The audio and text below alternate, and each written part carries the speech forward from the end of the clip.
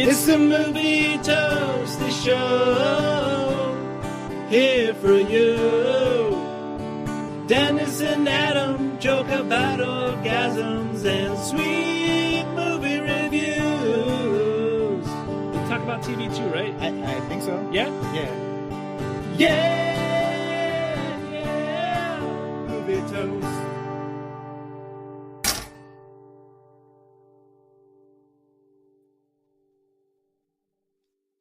What is Hey. up? Happy New Year, Toasties. Woo! All right. Look Getting at this that. one in last second. Episode 205, last episode of 2024. That's Lot right. to talk about. That one's done. But before we bring in 2025, we got a whole year's worth of flicks to talk about. You know, don't worry, we're not skipping over the good stuff, but we're gonna have some fun with this one today, folks. So hope you're ready to join us. Think of what your favorite films of the last year are, because we're gonna be getting to that a little later. But before That's then, right. we got to run down our usual business here That's- first. How about you, Matt? How's your holiday coming into? My holiday New Year. was A-okay. A little Nice. bit better than yours, it sounds like. You were a little under the weather. Yeah. Unfortunately, so I apologize, folks. You might hear me dip out in the audio, or if you're watching the stream, I might mute my mic a little bit. I'm a little under the weather. Did get sick over Christmas, and it's kind of There we go. See, that's going to happen. We're going to have Dennis mid-sentence and I'll have to mute the mic. yeah. Sorry, a little bit of that happening, but we're still bringing you the toast. I'm not giving up on that, so don't you worry. Still boy. delivering all that golden delicious toast. I like how it sounds like you Oh, were I just tried. circling and spiraling, looking for words to tie it back together. I was trying to get there. The You got- train left the station, but it doesn't know Hey. which track it's on. So That's dangerous. But it is. I think we can get back on track by doing a little thing called news.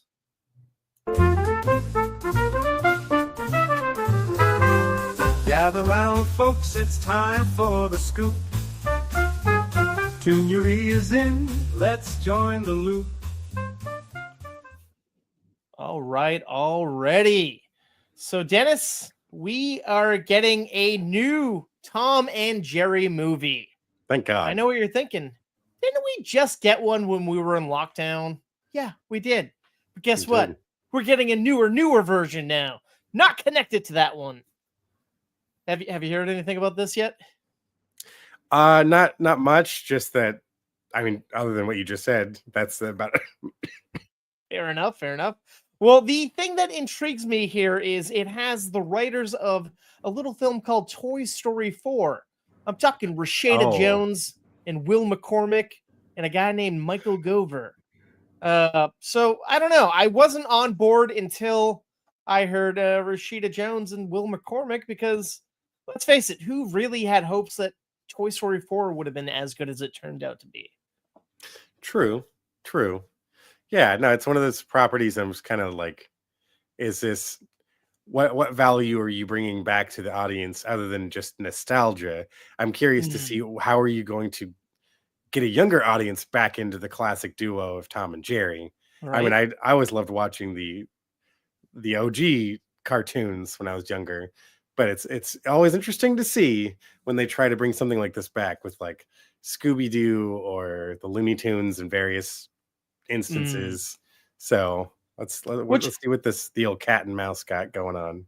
I'm not gonna lie, I enjoyed the 2020 or whatever one recently came out. I thought it was fine. It was enjoyable. They were in a live action world, a la Scooby-Doo. Right. That's right. But yeah, let's see what they got here up their sleeve. It could be good. But speaking of nostalgia, Dennis, there's a little nostalgia coming our way in the form of Ghostbusters.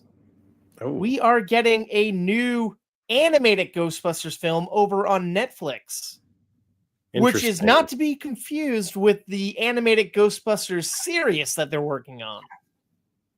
So, Oh, they're all different things. Like, I believe so. Weird. All right. Yeah. But yeah, so it's being written and developed by a guy named Chris Pern don't really know what he's done, to be honest with you. Didn't do my research here, but I feel like there's so many avenues to go down. Like you could connect it to the OG movie, like get all the original Ghostbusters who are still alive back. They can act like this took place during the 80s. Might be hard to do without some of those The key even cast members. realer Ghostbusters.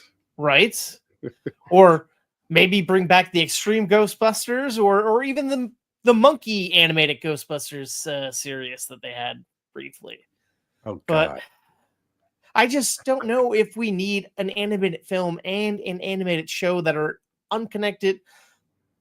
I don't know. That sounds like a lot. But- That sounds like exploiting your property there at that point. But Right? I feel like they Right. just got goodwill with everyone with the Afterlife crew of Ghostbusters, and now I right. don't know.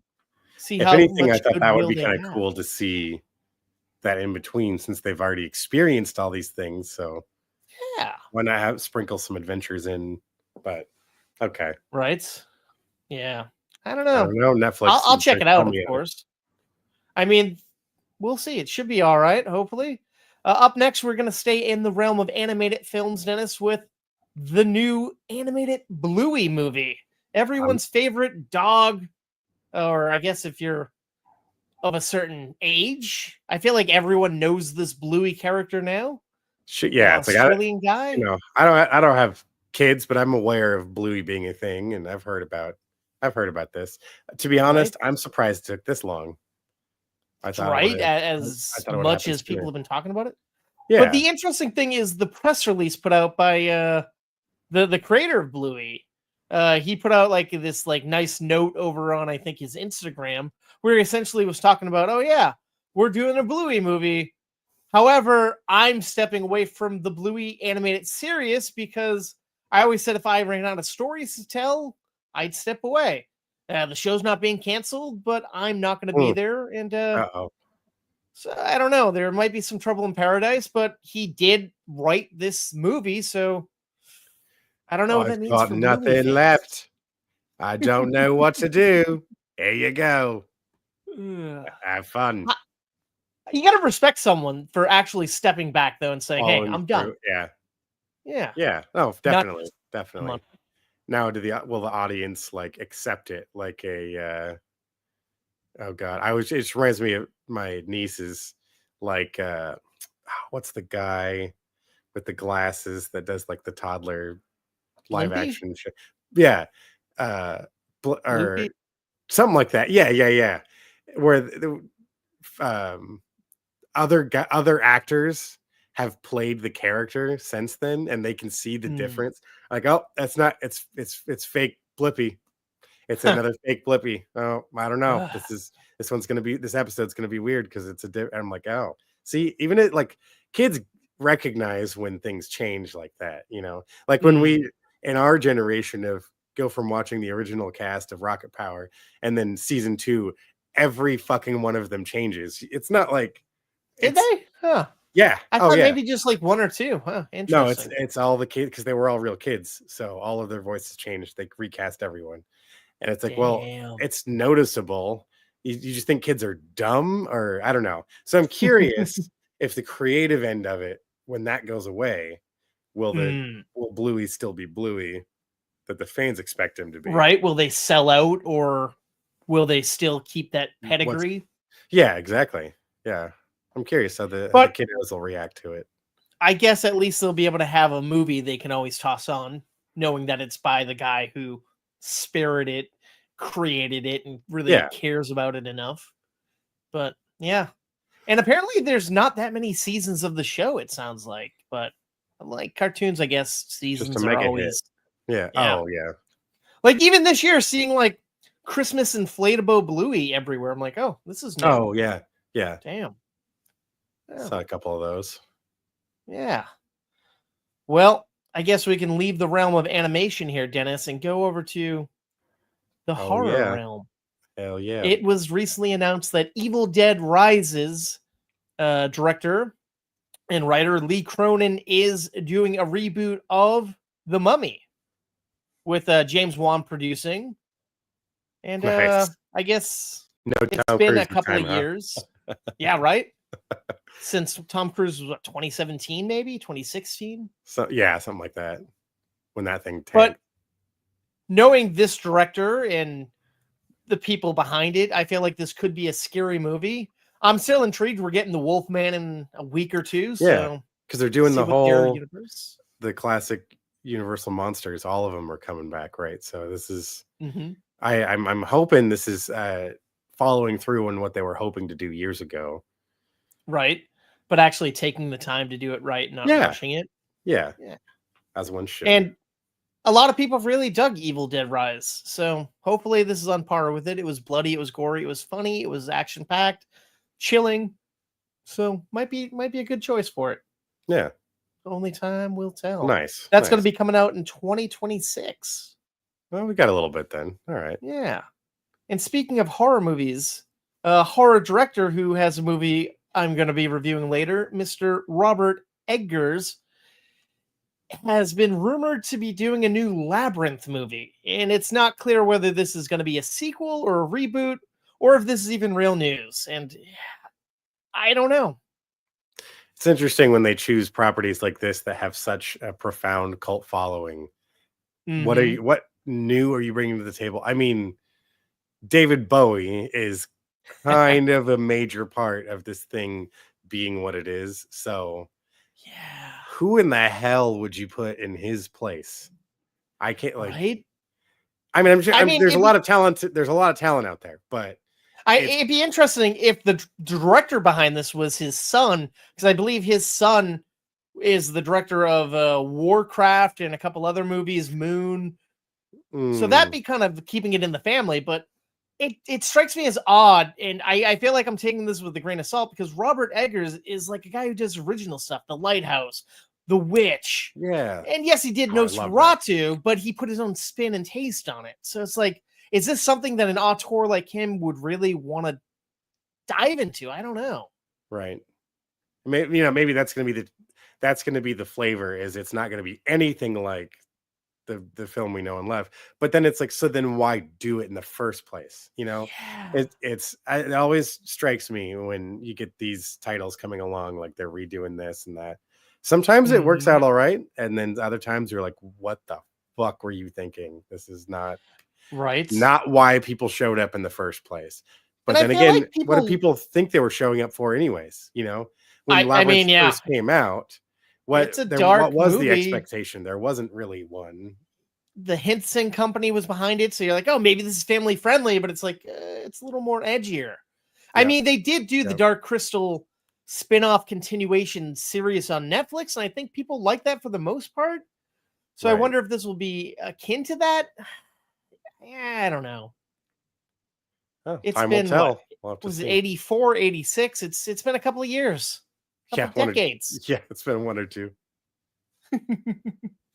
But speaking of a franchise that will never die, Dennis, Mission Impossible is still chugging on.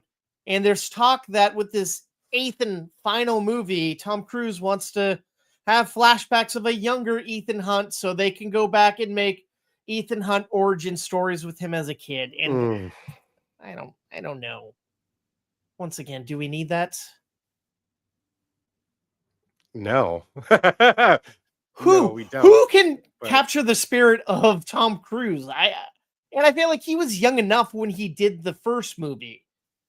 And well, I get but that's okay. Here's my problem with this retroactive, like, let's go back and tell his origin story.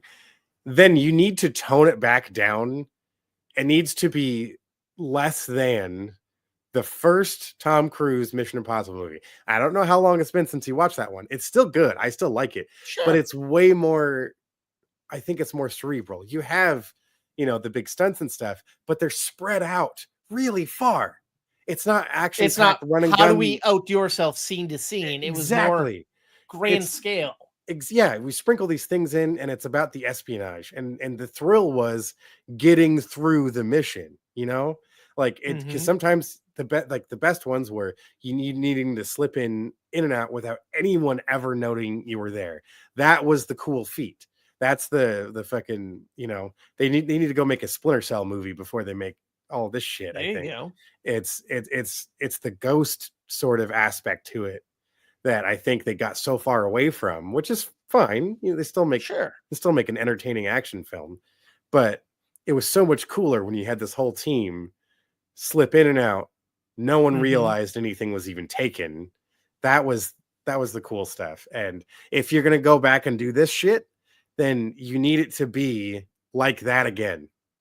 Don't fucking kill a helicopter with a motorcycle with Justin Long watching. All right, like let's And just it's keep kind of it. crazy because if we go back, I want to say 3 or 4 movies ago, there was talks of him passing the baton over to Jeremy Renner. And then it's like, oh, he did one movie, never saw him again. And Tom Cruise is still And like now kicking it. he's So it's like what?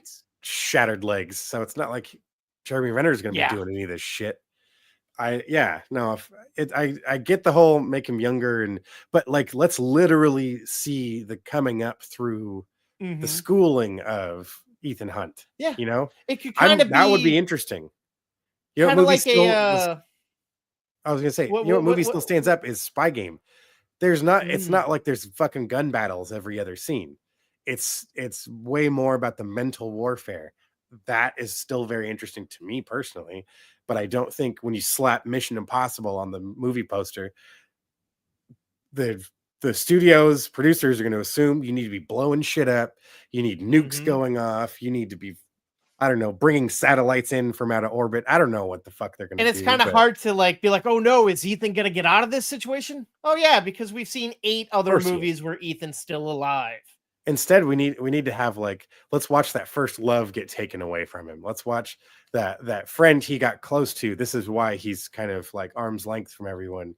We need to Right. see his best buddy fucking bite the dust. Like you need to Yeah. have all those things that shape the guy, but don't make it Mhm. a big fiery explosion of action every scene that only gets bigger and bigger as you go along. Like it's fine. True.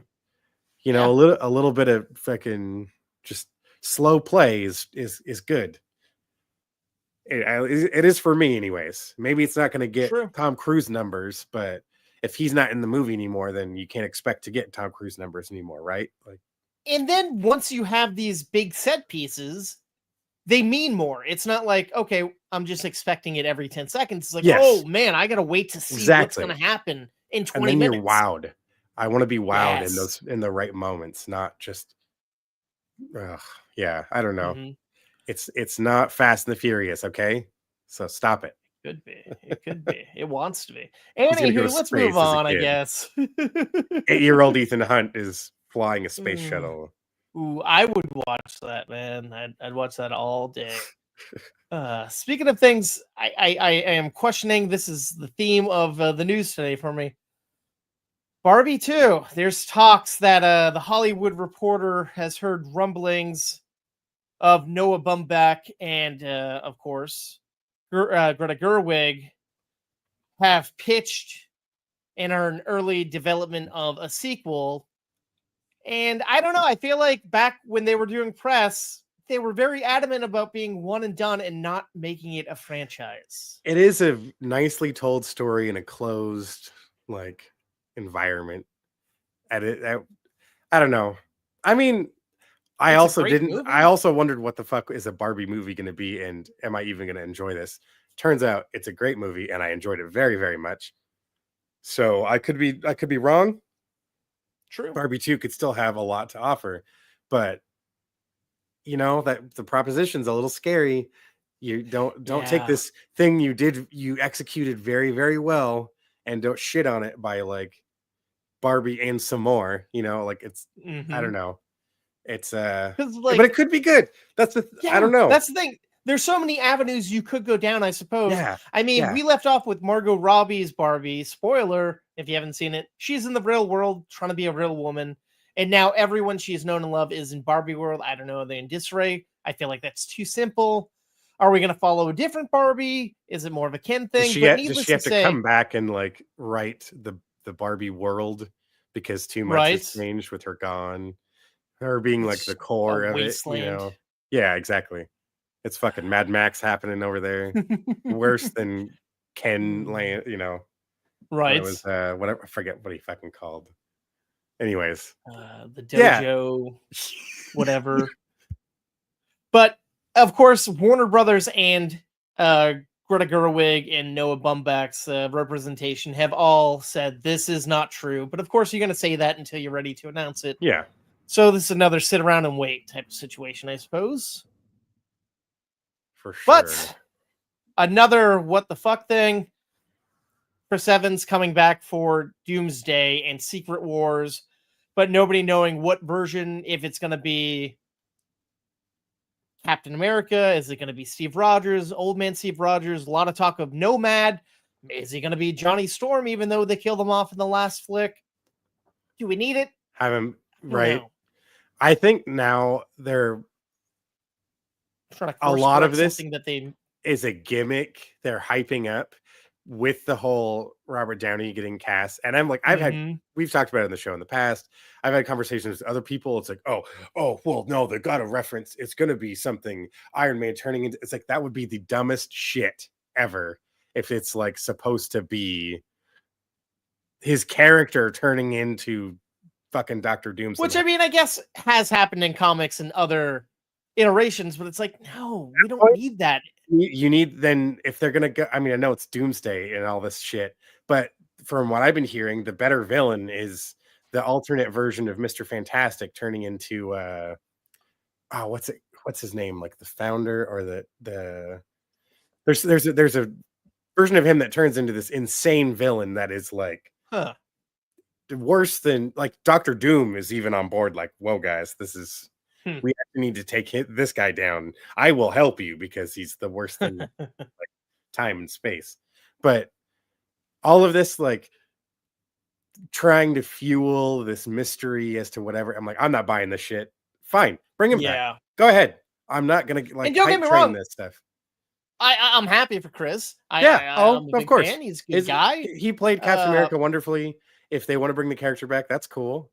But I'm not gonna lie, I liked seeing him as like the rugged, more mature, more interesting version of Nomad. I mean, they never called him Nomad, but when he had the beard in Infinity War, Infinity War, I'm like, that's badass. But we've already seen him move on.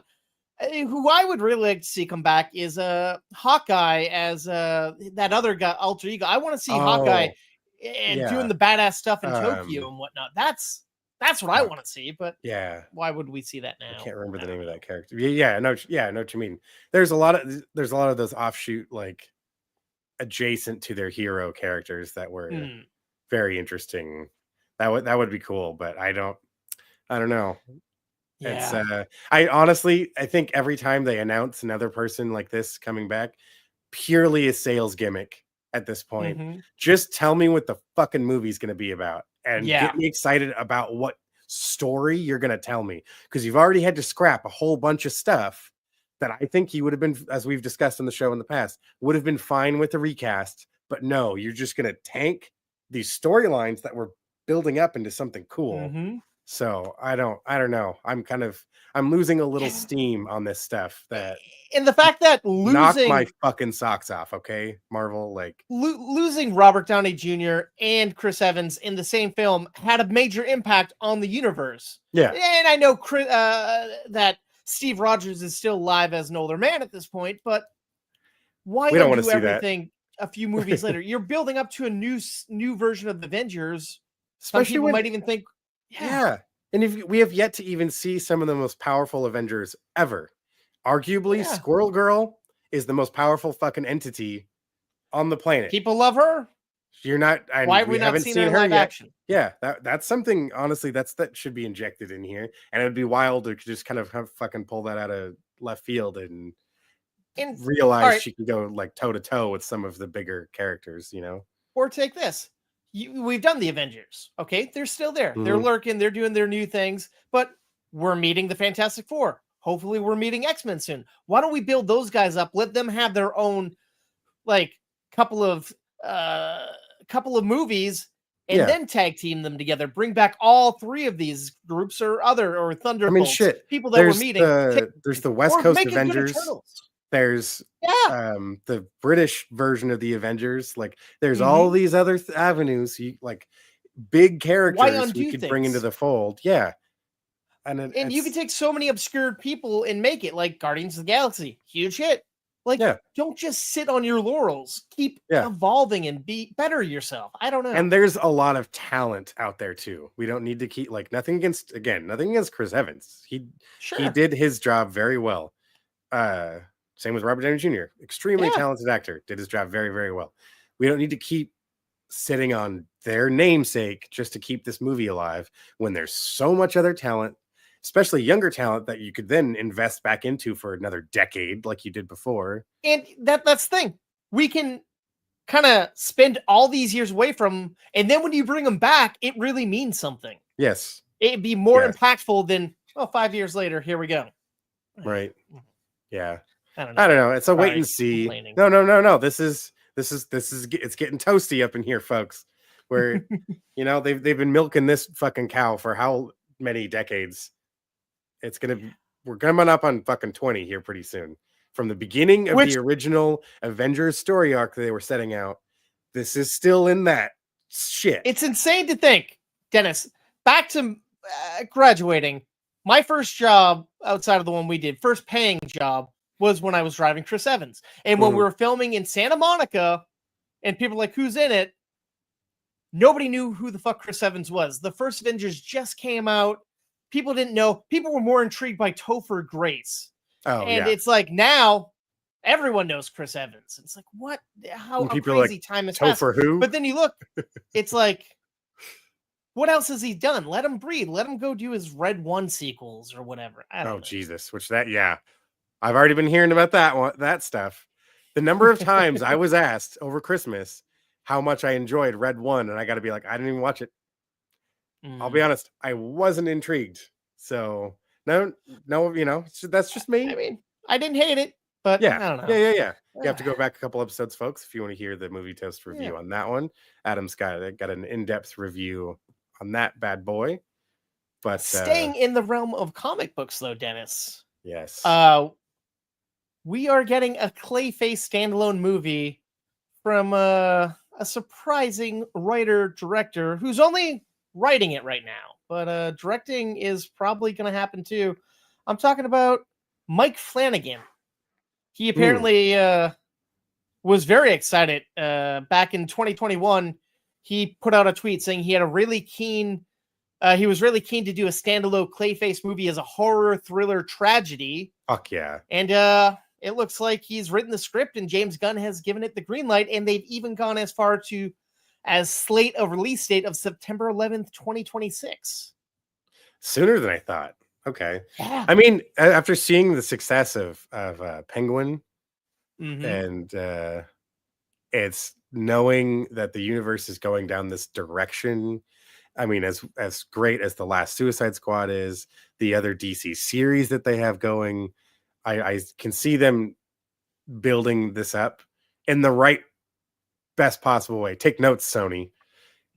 This is how you tell a villain's story. You don't anchor it around the hero that makes them necessary to fucking survive. You tell the tragic story of how Clayface is an incredibly tragic villain that is got so much range. I mean, my first experience with him, of course, was like the animated series in the 90s. And it is wonderful. Like, it is so good. Beautifully horrific backstory to that particular character. So if they took their time with it, did it right, 100%, I could see this being a killer movie. Yeah, especially with those ingredients, and if we're folding it back into this world, depending on what era of Batman are we going to, the current oh my god, I can't think of his Robert name Pattinson. Yes, if we're feeding back into the Robert Pattinson world of, holy god, that would be a awesome combination of that Bruce Wayne / Batman with a taking on modern twist of how are you going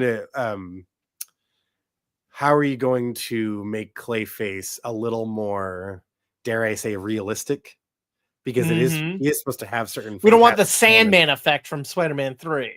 Yes I think especially for the full focus is just on the establishment of this character, then there's a lot of story to tell, and that will be very fascinating to see how it is Right. accomplished. So And I'm especially with excited for someone that. who understands horror and Yeah, is acclaimed for horror, it makes sense. And the fact, like we said before, Gunn is only going to greenlight stuff if the script is up to par before saying, yeah, do it. And apparently he's been working on this since 2021, it sounds like. yeah. So hopefully it And should hell deliver. yeah. With that, between the release of the Superman trailer, which was looking cool, Mhm. um, Creature the Commandos just got renewed for a second season. yeah, there was folks, if you follow on our social media, you'll have seen the post Adam made about they announced who's playing Lobo. Look at that. What? We just rolled right in there. Nice. Yeah. That the Jason Momoa taking up the role of Lobo. But didn't he play Aquaman? Yes, and it's fine. Actors can play more than one fucking character in a universe of films, especially when we're just gonna Mhm. lop off certain things and just not acknowledge their existence anymore, which is totally fine with Right. me. Um, yes, an actor can play more than one character. Jason Momoa, I think, is absolutely built perfectly for a Lobo, a live action Lobo. And So it's a role that he's been wanting to do for a while. He thinks he'd be perfect for it. And honestly, why not? yeah, yeah, You know he agreed. has the range and the talent. We've seen him Uh-huh. be the good guy. Let's see him be a little more devious, Hell yeah. a little No, more badass. this is that's something I'm intrigued by. I don't have much knowledge of the character. I've known he's existed in the throughout the DC universe and has gone toe to toe with a lot of the bigger heroes we're familiar with, and he's kind of got the anti-hero sort of vibe to Mhm. him at time. I just kind of took him as like the way Venom is used in the Marvel universe. Sometimes he's good, sometimes he's bad. Right. He's always crazy, though. You can't like he's always that wild card at the end of the day, so you're really not sure, but every once in a while our agendas will line up. But yeah, that's awesome. I think it's great Yeah. casting. And And he's gonna first premiere in Supergirl World of Tomorrow or Woman of Tomorrow. So that's coming soon. I know that's I think slated to start production not too far from now. nice. Yeah, Makes sense badass. to announce it. Yeah. I'm looking forward to that. Yeah, Should be fun. same here. Yeah. Well, I think we can leave the news and head over to the old polls.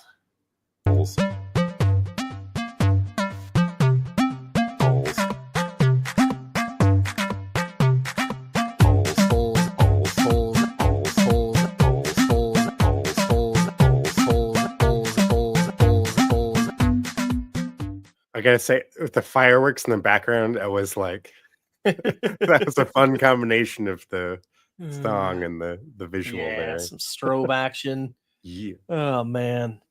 On episode 204, we tag teamed a review for the latest Jason Bateman film, Carry On. So I wanted to know what the Toasties' favorite Jason Bateman movie was out of Horrible Bosses, The Gift, Zootopia, and Game Night.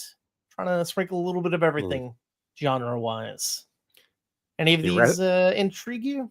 Arrested Development, the movie we Ooh. never got. Makes me wonder what it would have been.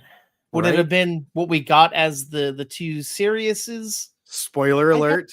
Spoiler alert. Would it be centered around Buster getting accused of murder, and that would have been the whole movie right there? I don't know. That would have been fun. But no, you've got an Right. interesting assortment here. I have not seen Zootopia. I will say that out front. I assume this was the case, and like all things, I'm going to tell you, it's a fantastic film. And I've heard good things. highly suggest it. Horrible it's- oh, Bosses is man. a funny is such a great combination. I of did love cast. that film. I would Mhm. have. I think that would be my choice. They called me Motherfucker Jones. One night, I went into my I mother's slipped in bedroom. my mama's room, Oh, God damn slipped it! my hands deep inside. Oh God, that's where just the cast is so wonderful in that from top to bottom. Yeah. Damn it. Yeah. That's Have you seen The Gift? It's more of like an indie kind of suspense drama movie. that was like where- it was like a not quite horror, like a thriller. Yes, thing. yeah. I remember seeing the trailer for it. I think, in fact, I was at the movies with you, and we saw a trailer for it, Awesome. and I think you'd mentioned, oh, I already saw a screening of that.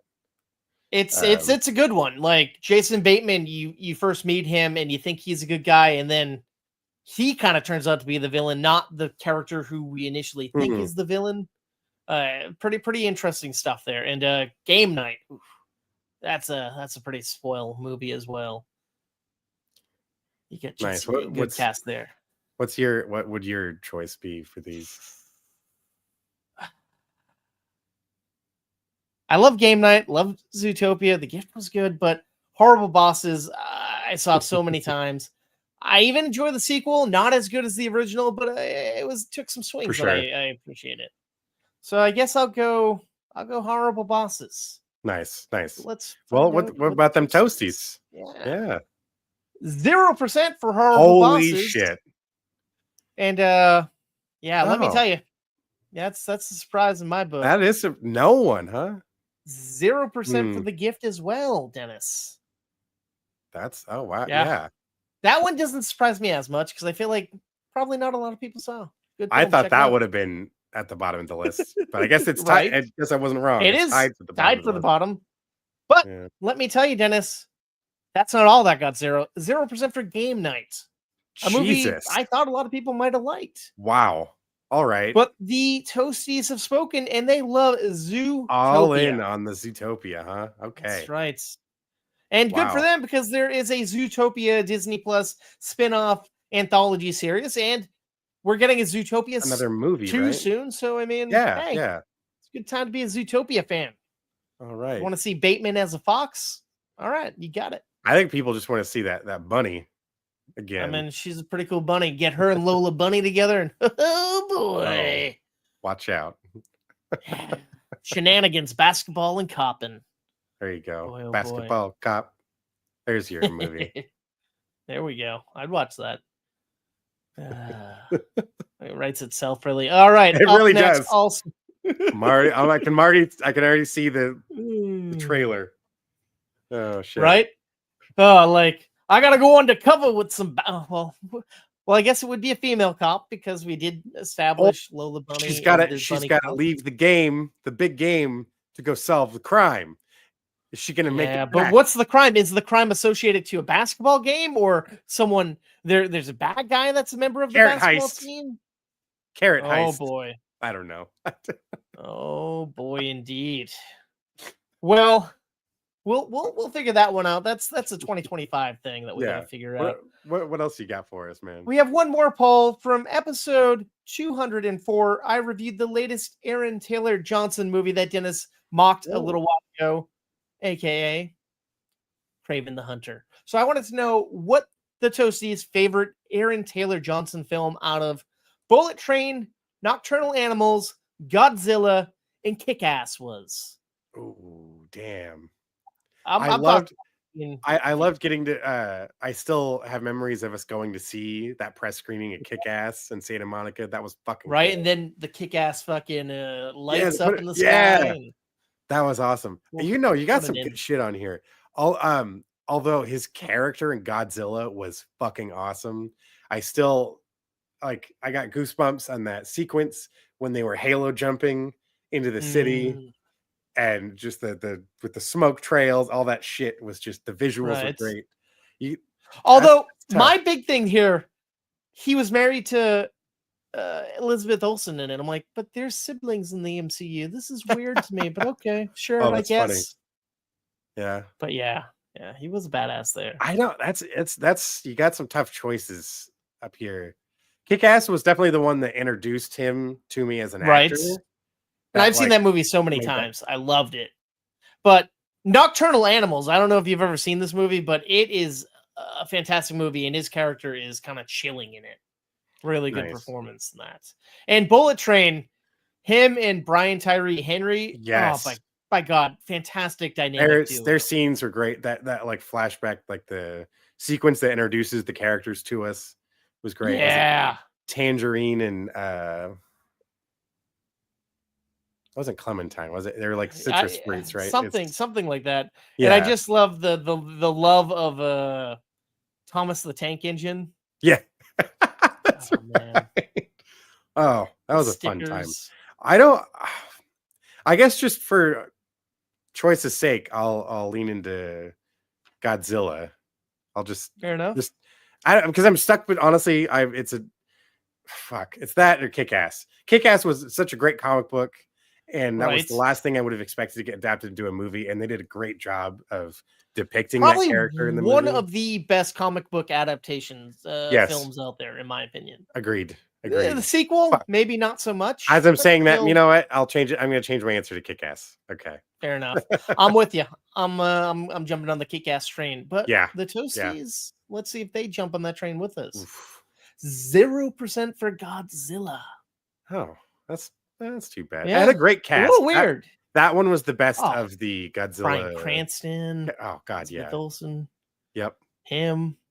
Other people I can't think of right now. I don't know why, but oh yeah, fantastic! Classic. Yeah. The scene of them at that airport in that like tram car as the attacks happening. God, lives in my head right. Yes, fuck yes. They built tension up so well in that movie. That's too bad. Right. All right, Toasties. That's too bad. Yeah. Well, hey, let's see. 17% for Nocturnal Animals. See, I would have pictured at least a swap of that because I figured not as many people saw that as Godzilla, but the people who did see it did like it, so I'm happy about that. Nice. Yeah. 17% for our choice of Kick-Ass. Okay.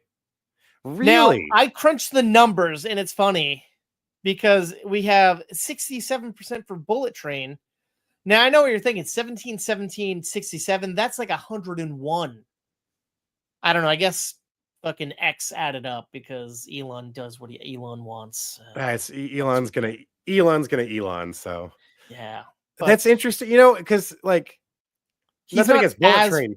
He's not nearly as prominent because you have such a varied cast of like really talented performers. Funny enough, you have Brad Pitt front and center when again he's only a fraction of the movie, and here's Ken Watanabe again. Yep. Yeah, interesting. All right, I was not expecting this to be number one. Yeah. I thought Godzilla was going to be in the middle, maybe. Not but the bottom, I mean, it's a fun, exciting, energetic film, which I guess maybe is what won people over. Yeah, it is still a great movie, and that was a lot of fun to watch, especially in theaters. But for Aaron Taylor Johnson, though, no, it's like because he was in Savages, right? Isn't that him also? Yeah. Which I remember going back to rewatch that, and like that movie's not as good as I remember it being. I remember it was like an intense, action-packed, kind of looked like a Michael Mann style movie. Yeah. Was Blake Lively in that? Yep. She's like she's like the girl in danger, and then yes, she's the one that's kidnapped by was it Selma Hayek? She's like the drug king queen pin. I don't whatever. Not that the genderization of the title matters. But that and I don't know. It was kind of cool, but then it it shoots itself in the foot by going back into the fucking narration, and we got to keep talking about the feelings of the blah, blah, and it drags way more. Last time I watched it, I remember like, why did I like this so much? This is not. I mean, I think it was probably because it was of the time it came out. Yes. And the films that were around it at that point, we were in that mindset. But now you go back and you're like, oh, okay, interesting. Right. Now, what I assume would hold up more, I like to think, I mean, I know it's a lower grade version of it, but I think Alpha Dog is kind of on par with that, but a much better film. It would probably still hold up. Oh, yeah. No, I want to say the last time I watched Alpha Dog, funny enough, Emile Hirsch in both those movies, Savages and... Oh, yeah. Which is so funny because he's like a stock trader. He's all about crunching the numbers and like hiding money in Savages. And then he's just this fucking punk kid that's drug dealer or whatnot, struggling to get this deal going. Now Alpha Dog is still fucking fantastic. And then speaking of like comparing to Bullet Train, just the cast you had that showed up for Alpha Anton Dog. Yelchin. Yeah. Oh, fucking Justin Timberlake, Bruce Willis, God. Amanda Seyfried. A I lot of gotta go back folks and turned up rewatch for that one. Yeah, it's worth a rewatch for That's sure. a good one. Yeah. Well, that's gonna do it for our polls. All but right. we have a little switch up here. I think that we're gonna go with. We're gonna go through our top 5 favorite movies of 2024. That's right, folks. Yeah. We're gonna trade back and forth, starting from number 5, working our way to number 1. I know for myself personally, I kind of struggled a little bit this year going back through the top movies of the year. In a good way or a bad way? Not enough or too much? In a bad way for me personally. There wasn't enough, like, in years past, there's always been that one I could say, oh, what was your favorite movie? Oh, boom, I could whip out this title. This year just didn't hit me quite as hard. I know I didn't get to make it out to the movie theater nearly as much. That's your as I would mistake, have liked Dennis. to. No. But there's a lot of stuff is coming to streamers very quick nowadays. There is, and it's just, unfortunately, it is just cheaper to do it that way. I couldn't necessarily seize a lot of the bigger stuff on the big screen necessarily as you should, but there's a few I do have there's a couple I do have in the list. See, it's funny. I had the opposite. I have like 25, 26 movies and trying to whittle it down. Like my top 2, I'm like, I know these for sure were there, but what took the top like 5 through 4? That was a 5 through 4, 5 through 3. That was a little harder. Oh, nice. But if you want to hear my top 24 of 2024, I'm going to be posting that over on YouTube and doing a little bit more of a deeper dive. Awesome. But for this, we didn't want to dull it down. We just wanted a quick 5-5. And honestly, I don't think there's going to be any like leeway. Like, we might like one another's films, but I'm fairly certain you haven't seen any of my top 5, and I might not have seen any of your top 5. So it should be interesting. I think I have one of my top 5 that's probably in your 24. But probably not your top 5. I'm intrigued. Well, let's start off. What's your number 5? All right, my number 5 is a little thing we've had in the past. We've definitely delved more into other foreign films. One of the things I loved about Netflix was greater exposure to a lot more Korean cinema. And there's a little flick delving back into the zombie world that presented it in a way that I thought was a lot of fun and featured an actor that I have come to really enjoy seeing on screen.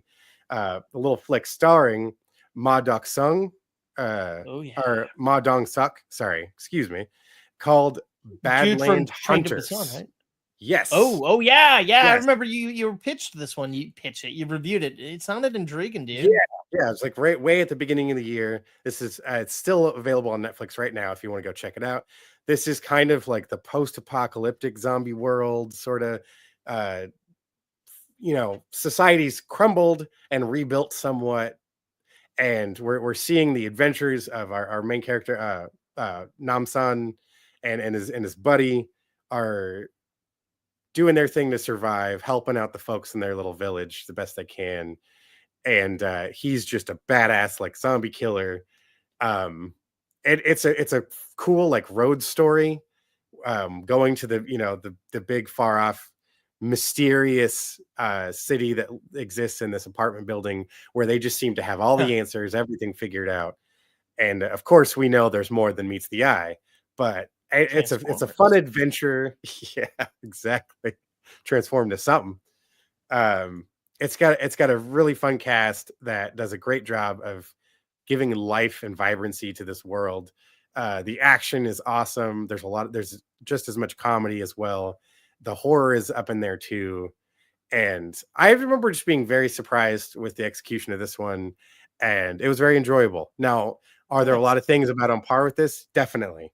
But there's not, how many times am I going to go back to watch other titles of this caliber? Probably not as often as I'm going to want to come back and check this one out again, because it was just a fun ride.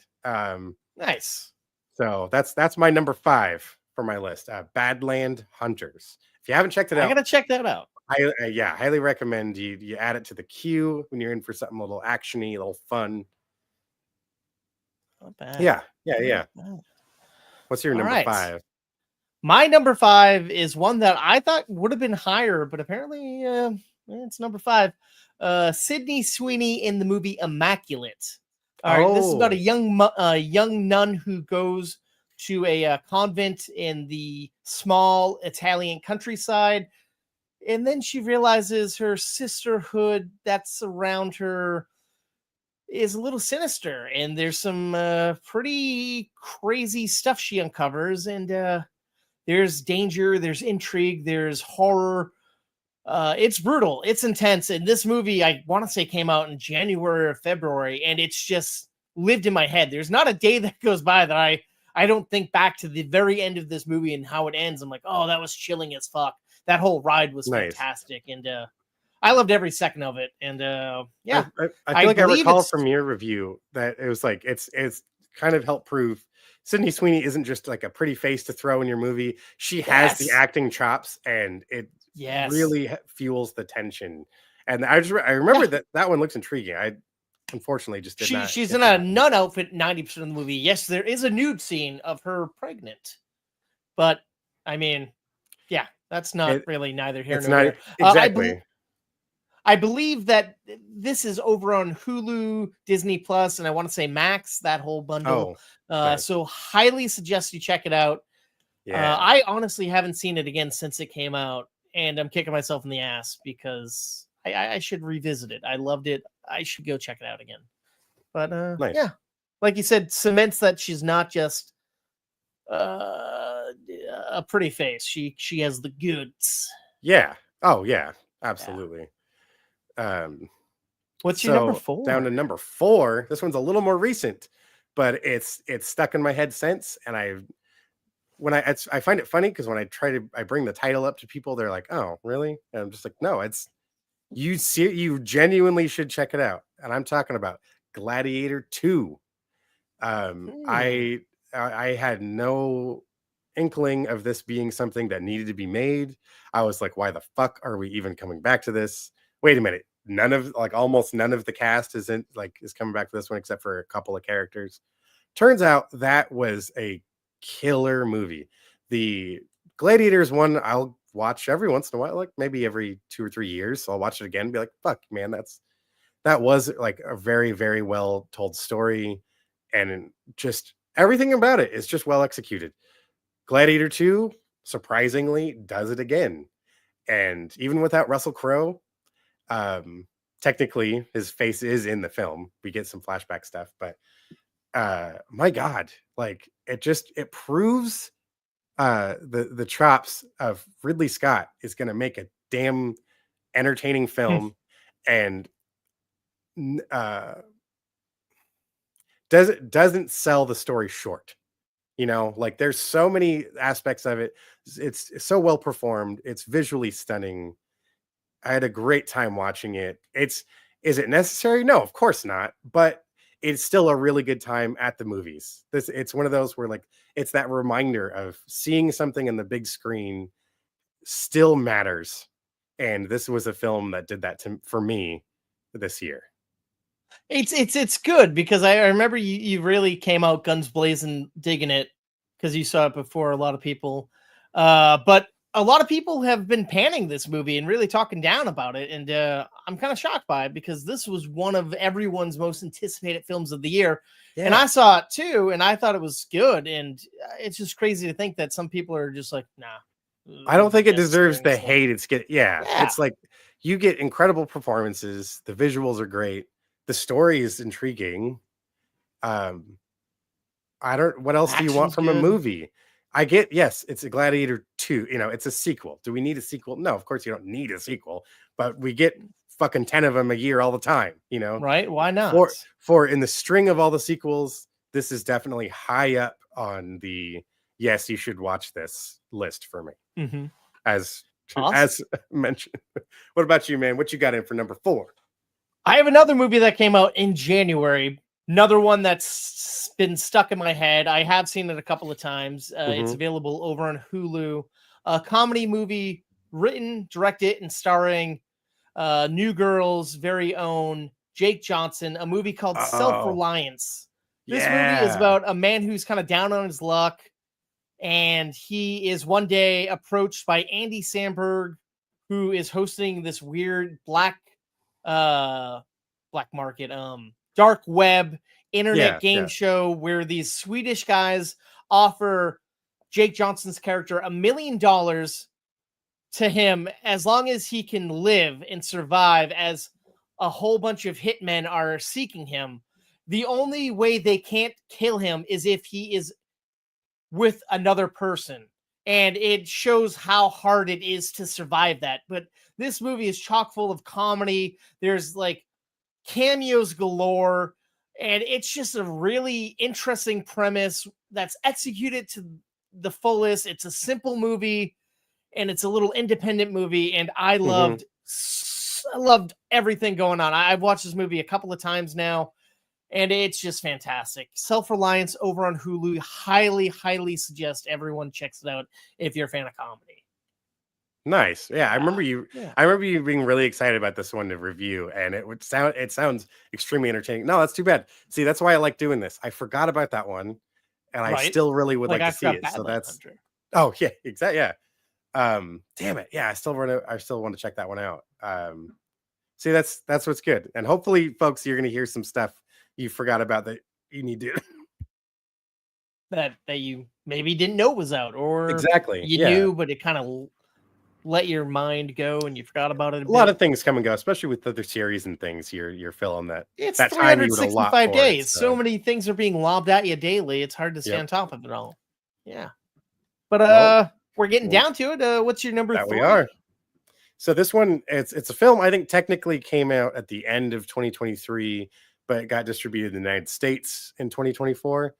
Okay. That's still available on Netflix now if you want to go check it out. Society of the Snow. So this is the story of the 1972 Uruguayan soccer team flight that crashed in the Andes Mountains and the resulting survival story of those. Jesus. And so they've made films about this before. But the way this one portrayed it was just so raw, and it was just so it was moving and horrific, and I couldn't look away from it. And it just did such a good job of telling the story. J.A. Bayona, who I believe has another film coming out, the director of The Orphanage. It's got Jurassic World, I think. Yes, he's doing filming the new Jurassic World. Yeah, this movie, Netflix original. Oh boy. Yeah, that was just stellar performances and just gut wrenching. I mean, the actors put themselves through. A lot of them like starved to get that horrible look of them. Yeah, and it was just gut wrenching and beautiful at the same time.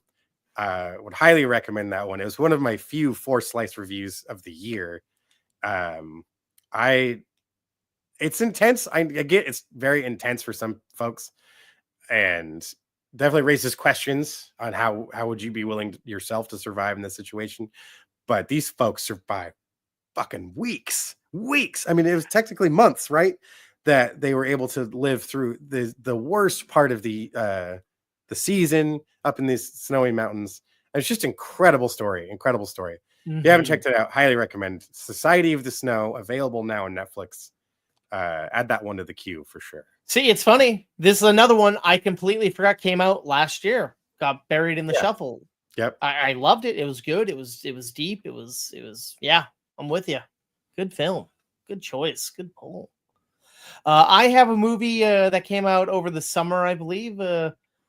I don't think I've heard too many people talk about it, but I reviewed it here on the show. A film called Dee. It's about it's a period piece movie that takes place back in 2008. About a 13-year-old Taiwanese American boy who's a first generation. His sister's going away to college. His dad's working overseas to pay bills and whatnot. And it's kind of showing how this boy is coming to age. He doesn't have like a male role model in his life. He's trying to be someone else. He loses his friends. He kind of changes his persona. He realizes he might not be as mature as he thinks he is. There's so much going on in this movie. It's gut-wrenching. It's beautiful. There's so many emotions you'll get, and it was nostalgia ride seeing a 2008. How much things have changed in that Oh little God. period of time. Right. Oh my God, this film is so beautiful. I enjoyed it. I enjoyed it. Like, I went in not knowing anything about it, and I left saying, "Fuck, this movie was fantastic."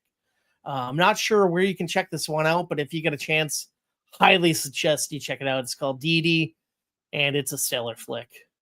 Nice. Oh, nice. Yeah. So especially with that entry, what I'm liking about our list is how varied the films are. It is spreading out quite a bit. What trying to do genres. different. Yeah.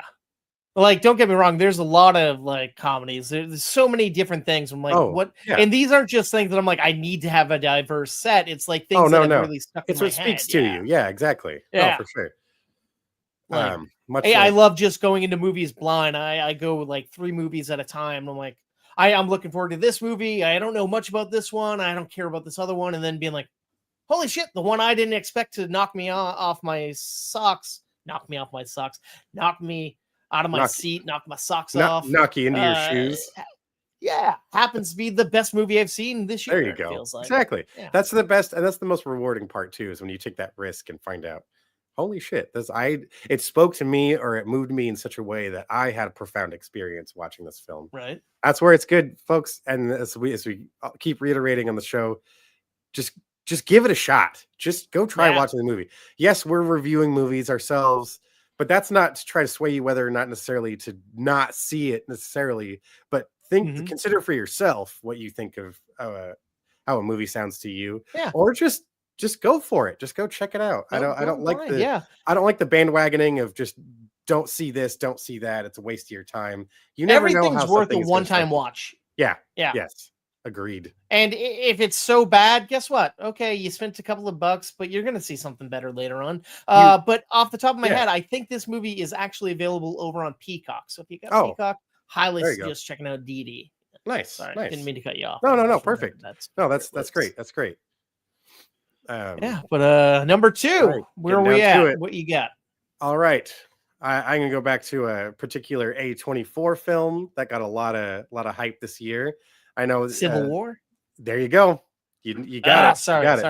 No, that's it. That's perfect. I was wondering if you're gonna catch it. This is the one I thought might be somewhere on your longer list. Sadly, it's not. I mean, I loved it. Fantastic film. Nice. But, there you go, folks. Film. Even more intrigued to go check this one. Check this list out from Adam. It's on Max. Yes, it is on Max right now.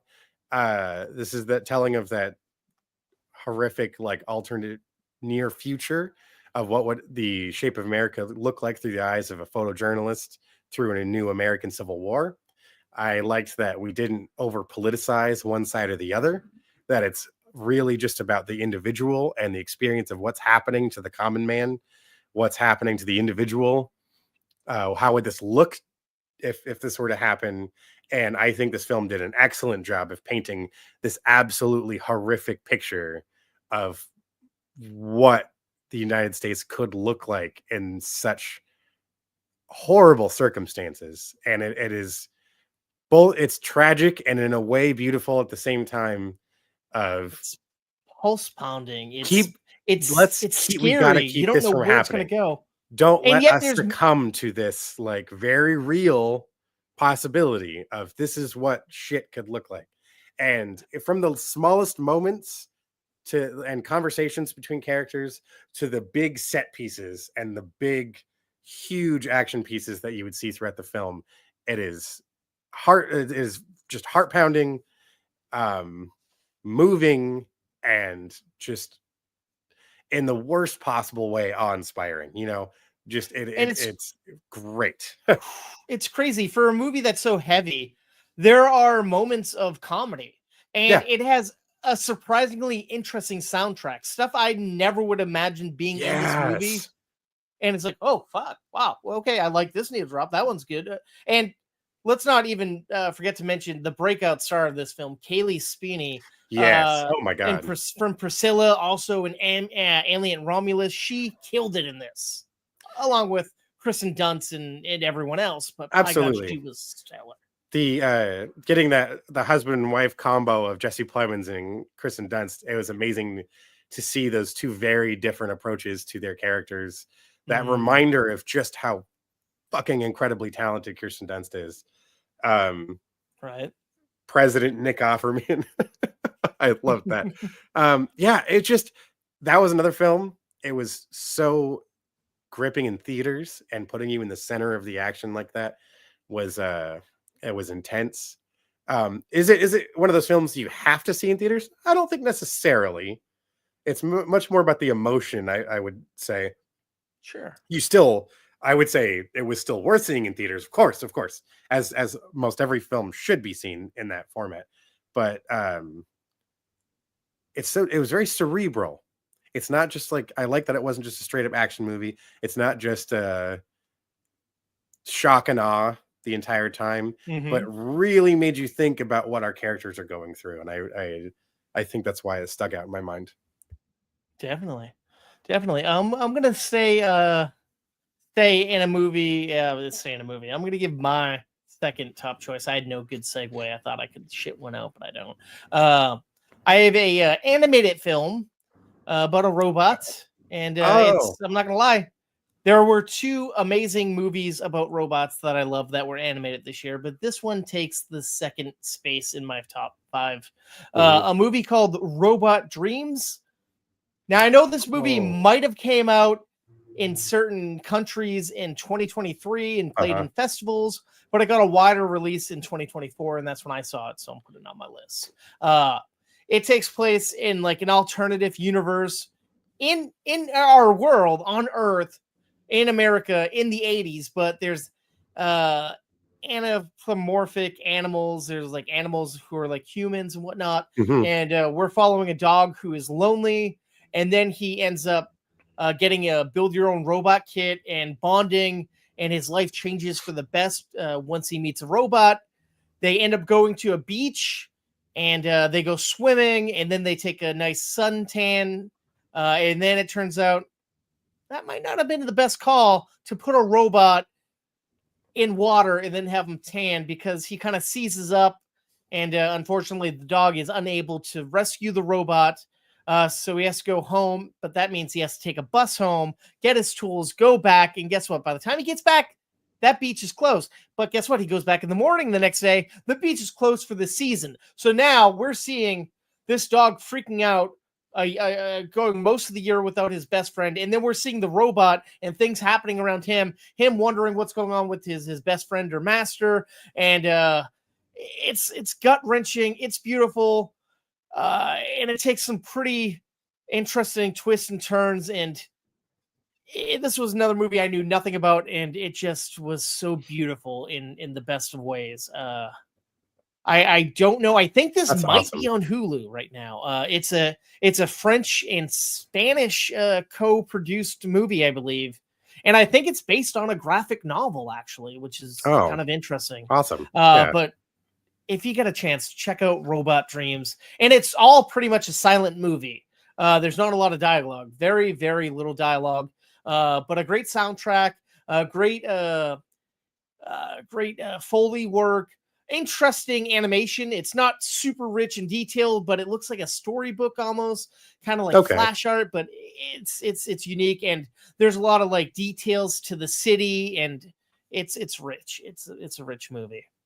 Nice. Awesome, man. Oh, that's great. Yeah. There's another one. I forgot. I remember you being very like enthusiastic about your review of that film.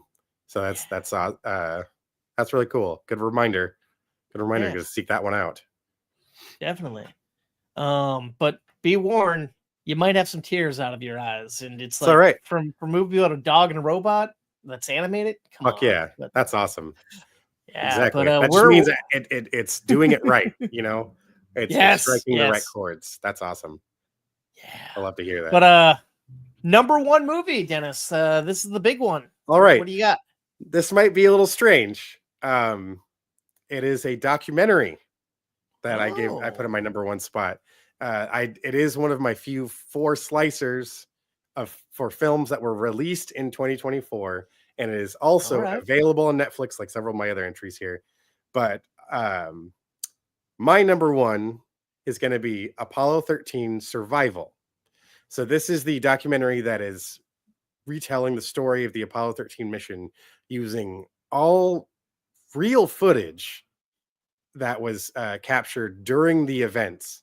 And if you're familiar with the story, the Ron Howard film, I mean, yeah, that he covers a lot of bases, but there's a lot of details in there that had to be omitted, and there were certain things that were embellished in order to make a more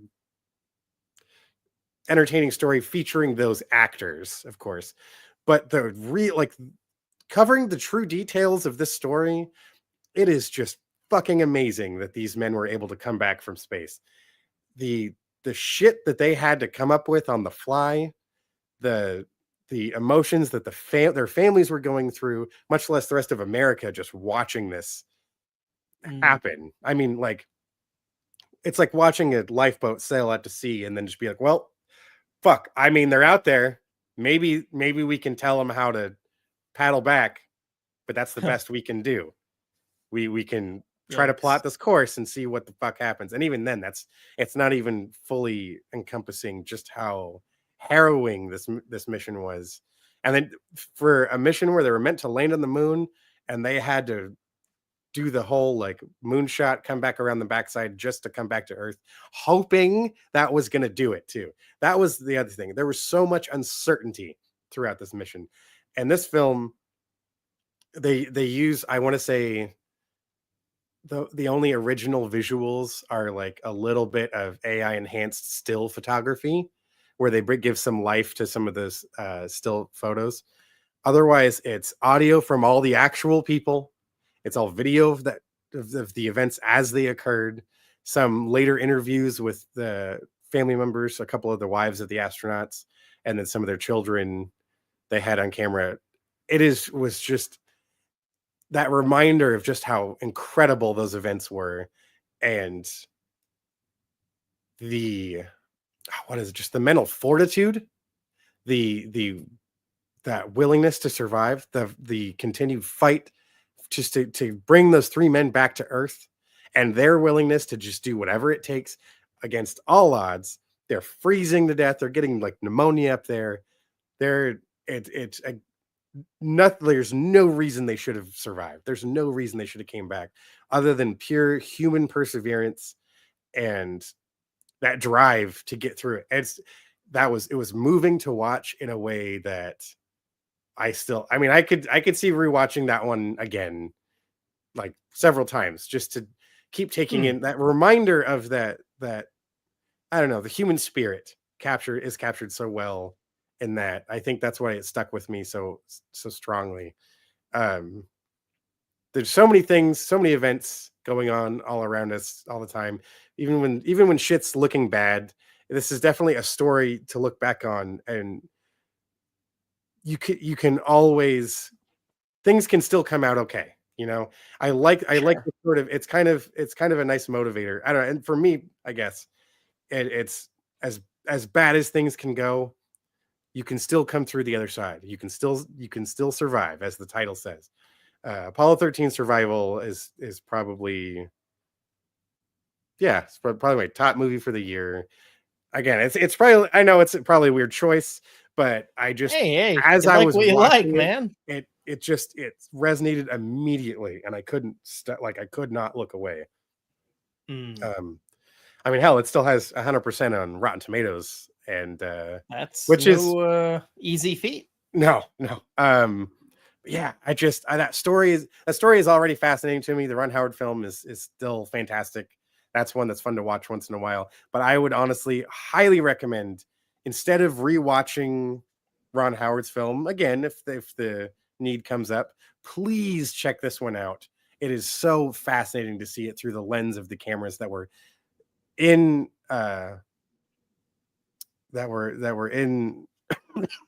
Houston, the spacecraft, that were in the spacecraft. All of those perspectives, you know, footage. Like exactly. The men themselves filmed that shit, and we get to see that. You can see some of those little moments that they tried to capture in the movie that truly occurred in the space shuttle. The moments in the control room, and seeing them come to life. And what's kind of freaky is honestly the casting. So like Ed Harris and stuff. The guy that Ed Harris is playing, That's really close to what he looks like, down to the little black vest that he wears, and like the wardrobe. You see the lengths that they went to for the detail of that film into showing the actual men and women that went into making this happen. Not only putting them in space, but bringing them back home. Not bad. That's worth a watch, especially if you're a fan of that genre, documentary, true space stuff. I don't know. Yeah, whether it's space, whether it's disaster survival, it kind of it strikes a lot of these individual chords that I think it can appeal to a broad audience, and I don't think it got the attention it really needed when it was first came out. So fair enough. Yeah. All right, I am gonna go with my number one, a movie that truly went in blind and came out the other end just awestruck. A movie called Strange Darling, starring Kyle Gellner and Willa Fitzgerald.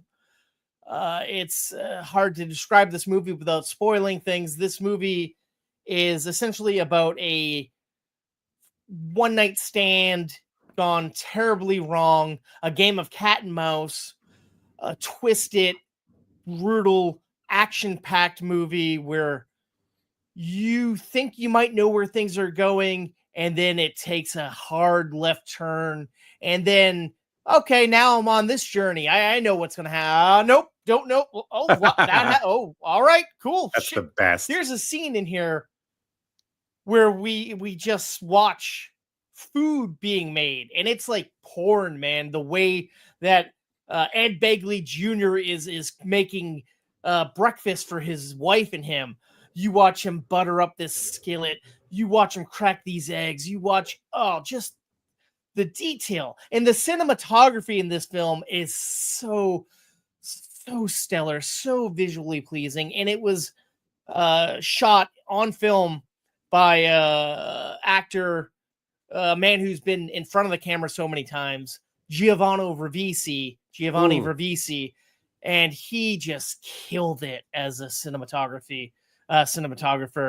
And this, oh my God, like I just been waiting, hoping that this will show up on a streamer soon, because I just want to relive it. I want everyone to go and watch it, but it's not available on any of the streamers just yet. Damn.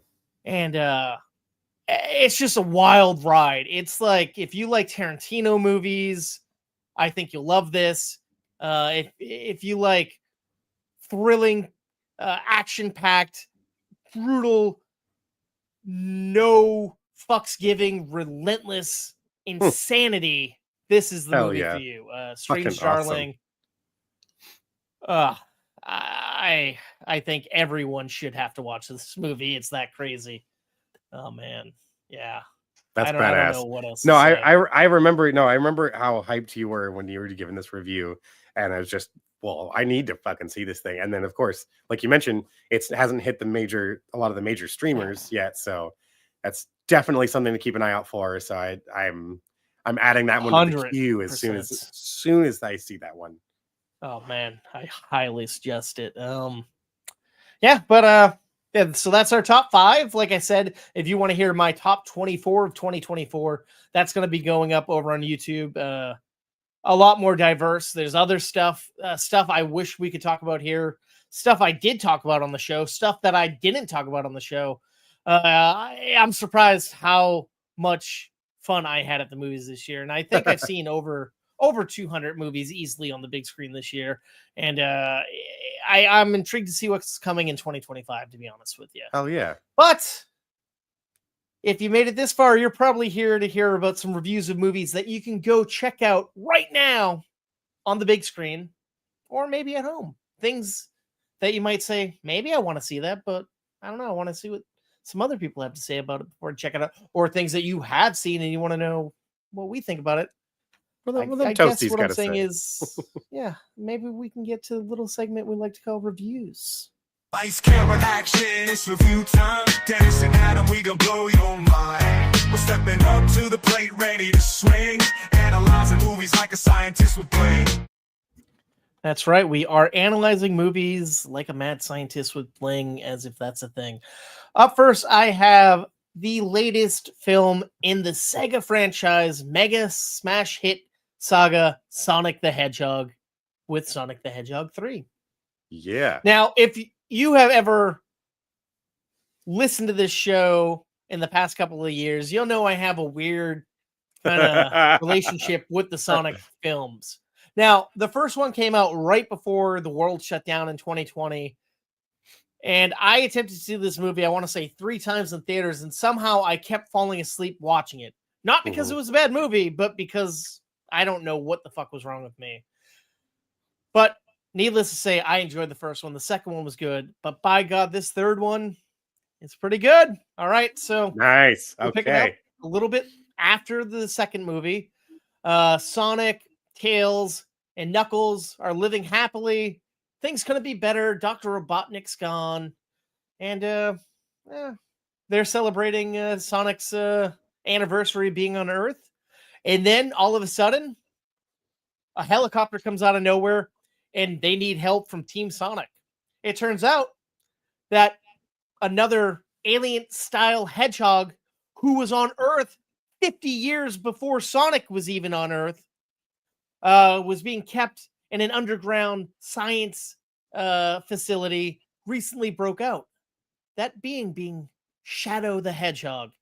Oh my God. Shadow is a pretty devious guy. When we first meet him, he starts the movie off with a bang, escaping this big chase scene through Tokyo.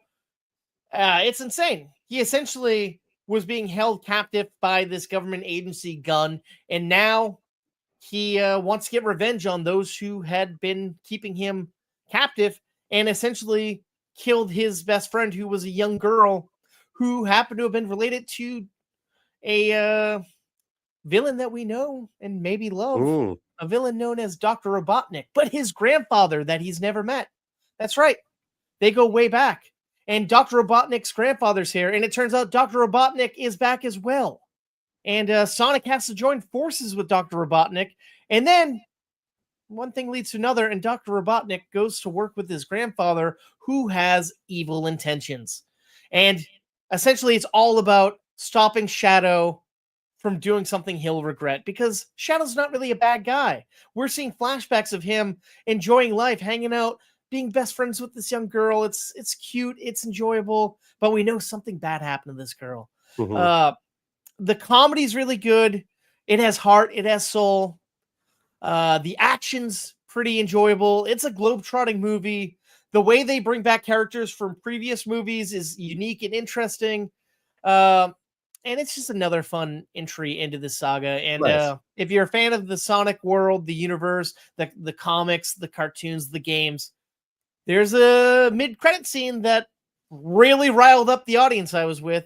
And then there's a post-credit scene that people are also excited about. I had a good time watching this. Nice. I can't wait to see It's what got a goes stellar next. cast. I love this combination of people. Yes. And it's amazing that, like, so I was just it still surprises me that they were able to get all of these people together in one film. Yeah. And it just looks like everyone had a good time making it. So Oh, 100%. We got Ben Schwartz coming back, James Marsden, Tika Sumpter, but of course we have Colleen, the original, or not original, but she came later on. She's been Tails for years. As Knuckles, Idris Elba's back. As Shadow, Keanu freaking Reeves. yeah. And then Jim Carrey is playing 2 different characters in this. It's fantastic. Everyone's just Awesome. eating it up. And honestly, earlier in the year, we had a Knuckles miniseries over on Paramount Plus that I honestly forgot to make a review for, but that is really fun and interesting. And if you're a fan of this whole franchise, I think you should go back and watch that. It takes place in between these two, the past movie Between and this 2 movie. and 3. Yeah. Yeah. But Awesome, man. and it's just fun watching Idris Elba's character, because he's still new to Earth, so he's kind of learning things. He's funny. And of course, Nice. everyone thinks they're, I don't know. I'm giving Sonic the Hedgehog 3 2.5 slices of toast. It was a really fun time. Check it out. Cool. Now, I don't know. Awesome, man. Yeah. Now I have one more film here before I let you go, Dennis. Another family-friendly movie that's out in theaters right now. Pumbaa? Movie called Mufasa, the Oh, Lion King. That's right, folks. If you ever wonder how Mufasa rose to great acclaim and became the Lion King himself, well, I have a movie for you. All right, so this movie picks up where we last left off a couple of years later. Simba and Nala are going out of the Pride Land to give birth to another spawn. They have a daughter, and they're leaving her in care of Timon and Pumbaa. A little bit of a weird choice. And luckily, Rafiki comes over to help them out. And Rafiki decides to kind of, the girls, the little lion cub is afraid she's without her parents. There's a great big thunderstorm happening. So he's like, hey, guess what? Your grandfather, who was the mightiest of lions, used to be afraid of rain too. And we find out that when he was a little young cub, he wasn't anything. He wasn't royal. Him and his family were just commoners. They were trying to find the promised land, Pride Rock, essentially. But he got separated from them when a flood happened. And it turned out Scar, actually, not named Scar in this, but ended up saving him. He is actually a prince, and he saves Mufasa. The two become essentially siblings. They grow up together. One thing leads to another. They have to flee their kingdom because there's some pretty terrible albino lions coming after their pride. And we watch as jealousy ends up happening. We watch as Mufasa has to step up and be someone who he's never been before. And we learn how Scar gets a scar, how he kind of becomes a little bit resentful of his brother. And then we're cutting back to jokes with Timon and Pumbaa, which I will say is my favorite of this movie. Interesting. Okay. I wasn't Billy aware of Rogan back. Yeah. I wasn't aware of because that, the flashback storytelling aspect of yeah, it. they kind of break the fourth wall and come back and forth and whatnot. But it's interesting because young Mufasa is played by someone who I honestly who was in a movie that I thought might have made your top 10 list. Aaron Pierre from Rebel Ridge, who's going to be our new Green Lantern. He plays young Mufasa. Perfect. And some other folks are in this movie, and it's interesting because this is written and directed by Barry Jenkins, who did award-winning movies like Moonlight, If Beale Street Could Talk. He had that great Underground Railroad series, and he did this. So it's like, all right, someone of great esteem's coming to do a live-action prequel to The Lion King. It's interesting. Now, there is a lot of original music in this movie done by what's his face from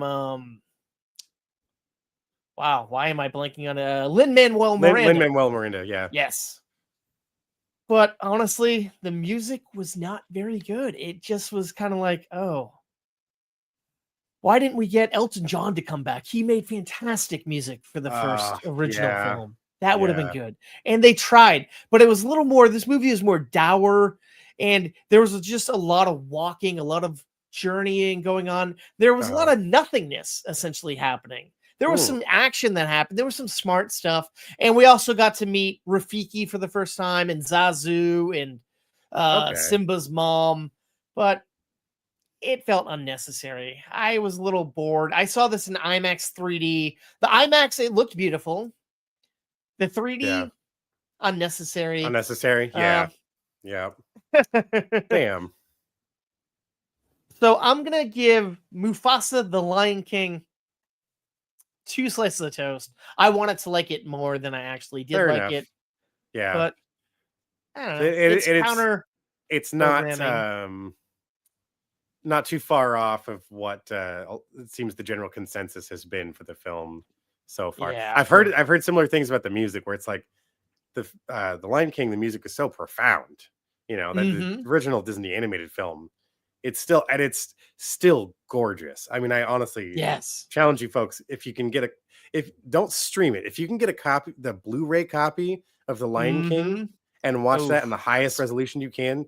I mean, you can see the fucking brushstrokes of the paint in the blades of grass, and it is just so gorgeous. The way they did the animation back then is unlike anything we'll probably ever see again. And really, truly go back and cherish that if you have the opportunity. Or if you have that copy and it's been a while, pop that thing in and watch it again and really remember why. Well worth it. That's why they made this movie, was because of just how profound. It just had so much charm and charisma. Yep. And as much as I love Favreau, I love the cast of his live action, quote unquote, live action version. Right. It just, you can't hold a candle to the original. Yeah. And I will say, if you want to see something written by Barry Jenkins, something else that's currently in theaters, there's a movie called The Fire Inside about a two-time gold-winning Olympian boxer woman. It's a far more fantastic film than this, written by him, and that I would see if you want to see something Barry Jenkins-wise in theaters. But of course, that's more mature. The kids aren't going to want to watch that. I get it. But yeah, I think you have a movie that sadly is about a kid. I do. Maybe not, it is not something kids should watch. Yeah. So, if you ever been driving down the freeway and has one of those reader boards pop overhead and you see the Amber Alert go out, be on the lookout for this vehicle with this license plate. Maybe driver this description, whatever it is.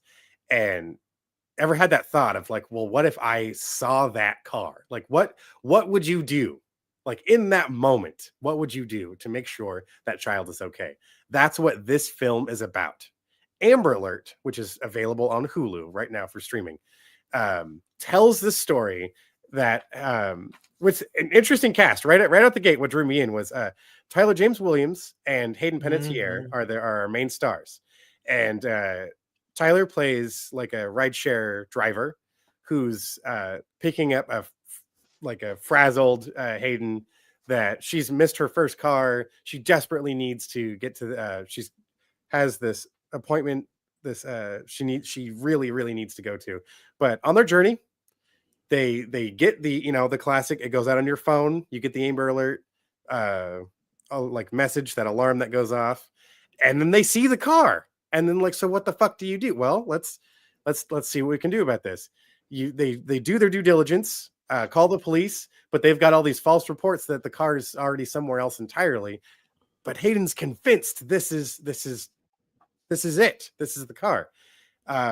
Tyler, on the other hand, he's a father of a young child that he feels for what she's experiencing. And he's like, well, if this is my child, what would I hope someone would do for my kid? So they keep following this car. And that's what this is all about, is just how far are you willing to take that mission? We're seeing some of it with on the police end. There's a small role played by Kevin Dunn. That's fantastic actors and all sorts of stuff. He plays like one of the police department in the 911 call center with Saida Ekalona, who is the actual 911 like operator that takes the call, and they're trying to game plan it from their end, where we have our two on the ground who are following this car, trying to get this little girl back from her captor. And God, the movie does a great job of just fueling the tension right out the gate. They don't mess around with too much setting up backstory and crap like that. We get necessary bits as we need, but we know what this movie's about, and we hit the ground running. We see this girl abducted immediately, like out the gate. Parallel to that, we're seeing the setup of our two main cast members as they're going out on their journey. But God damn, does this like it strikes a chord. I mean, yeah, this little girl is kidnapped. It is an intense subject matter, but they do a great job of putting you in the place of what are you willing to do? How far would you be willing to go? And I think they did such a good job of capturing those feelings. Now, is this like a wildly inventive script? Is the plot like completely pushing the envelope? No, I will admit that right away. There's no big surprises necessarily, but once you start pouring on the tension, it never lets up till the last scene of the film. And that's what else do you really need in a movie like this? I was invested from the start and just couldn't look away from the screen. Like I said, it's a streamer. It's over on Hulu now, but it's one if you like thrillers, and it is a PG-13 thriller, so at least you can take some solace in that. Yes, mind you, they push that PG-13 about as far as you can go, and there's visuals that make you feel uneasy. I was disturbed by the suggestion of a few things that we see on camera. I was disturbed by just the length that our captor was willing to go. But they did such a good job of keeping it grounded in reality. We didn't give like crazy high-speed chases. We didn't do anything that was like wildly over the top. It was a lot of sensible decisions, and that's what I really liked about it. It was a lot of things were just like, well, shit, this is like normal people's reaction to stuff, with the exception of our main characters, our main two that were like, this is what you should do, like this is what I think most people wishes they were capable of, the person they were capable of being. So I think that's the beauty of movies, that wish fulfillment. Yeah, and it's like, damn, no, that's awesome. This is the right idea, the right way to kind of highlight the scenario in a film, and I think they did a great job. It's nothing like super high budget. This is a Lionsgate film, so you could tell they spent the money in the right places, which I thought was great. The locations looked good. It all takes place over the span of just a few hours, so it's not like there's a whole lot of depth to like wardrobe and things, so much as visual styling to keep everyone different enough. The dialogue I thought was great, and the performances, especially from these two, it's like you shouldn't be surprised. They did a great job. Yeah, they between both of them starring in successful TV series. It just played very well, and I had a good time watching it. It's a great thriller for coming back out of the holiday happy, fun, warm feelings, fuzzy feelings. This was a stark 180 to that stuff, but I had a great time watching it. It was a solid thriller. I'm going to give Amber Alert, available on Hulu, 3 slices of toast. Nice. I'm kind of happy that you reviewed this movie and that you gave a good review to it, because I remember hearing a review of it on a radio show that I listened to where they review movies. And once I heard that, I'm like, I really want to see this movie, but it was playing nowhere near me. And I forgot all about it. And then once I saw it was on Hulu, I'm like, this is going on my watch list. Nice. If Dennis gives it a good review. So thank you. Yeah. Looking forward to that. All right. So up next, I have, like I teased earlier, the latest Robert Eggers film, Nosferatu. All right. So this is essentially a remake of a story that we've seen a million times. Dracula, Nosferatu. It's essentially, when you boil it down, it's about a jealous ex-lover who can't get over the love of his life. You have Lily Rose Depp as a recently married woman. She just married Thomas Hutler is the character's name who she married, but married Nicholas Hoult, who is a good guy. He works for a realty company, and he wants nothing more than to be able to provide for his family, and he's willing to do whatever it takes. And that so happens to take him to a job that's going to take him out of town, even though his new bride is begging him not to go on this trip. But there's essentially this wealthy baron who lives in a faraway place who wants to sign the deed before he moves out to this new country. And it turns out that person who is looking to buy somewhere in this small town that they live in is Count Orlok, the Nosferatu character, her ex, essentially. And he haunts her in her dreams. He wants her, and he doesn't want her with Nicholas Holt's character. And he essentially puts everyone she knows and loves in danger, and including her. there's moments where she is just possessed essentially, and nobody knows what to do with her, not even the doctors. That is until the doctor who's helping her, he has a college professor played by Willem Dafoe, who's kind of like this I don't want to say vampire hunter, but he's kind of like a Van Helsing type of character who knows about Count Orlok, and he's never had a run-in with him, but he knows kind of what needs to be done. So he's like, I'm sorry, I'm going into this movie. I'm going beat by beat. I'm gonna cut that off right now. So essentially it's about what is this woman gonna do? Is she gonna survive? Is she gonna save everyone?